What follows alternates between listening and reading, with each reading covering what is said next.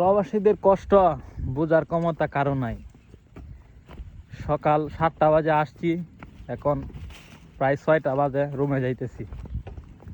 তো অনেকে মনে করেন যে প্রবাস জীবনটা অনেক সুখের। বাস্তবে যারা এখানে আছে, প্রবাসের মাটিতে যুদ্ধ করতেছে, লড়তেছে, তারাই বলতে পারবে যে প্রবাস কাকে বলে। এই যে আমার এক কাওয়ান দেখেন কাজ শেষে রুমে ফিরতেছে, আমি নিজে রুমে যাচ্ছি। তো শরীর যে এতটুকু ক্লান্ত যে আপনাদের মাধ্যমে যে আমি কথা বলতেছি, এটাই আমার কষ্ট হইতেছে।